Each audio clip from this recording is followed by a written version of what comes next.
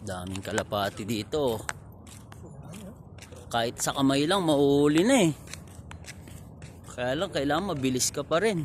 Wala, mahirapang ulihin. Yan oh, dami oh.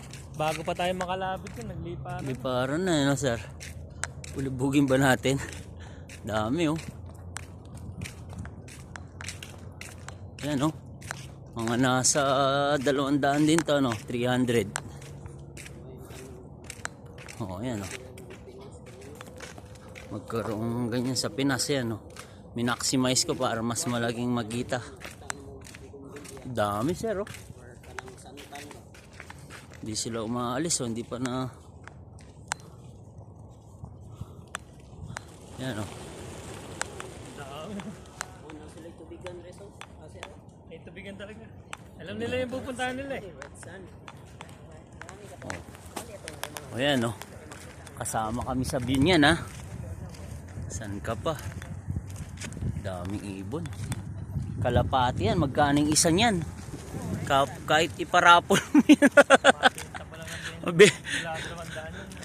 Oo, 200, 300. Mura na nga sir. 500 na sa iba eh. Kasi binibigyan din ng pagkain dito. Pero biriin mo gaano karami. Mabilis ang benta yan. Mga sir. Pang ano lang. Ayan, sunrise. Ganda nakikita oh. Mga ibon.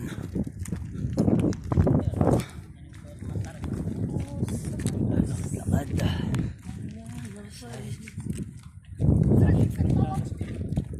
Ano sir, ang bagal po.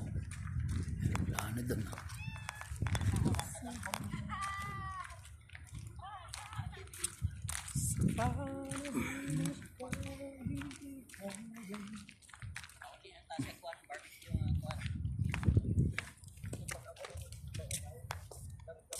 Mga subdivision dito. Ayun po, mga kalapati oh. Ang dami po. Sa mga bila. Baligan doon sa kabila. Tumpok sila dun.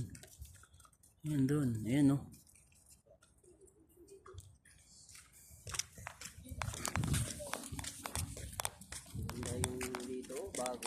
Oh. Alam na alam mong di pa gamit eh no.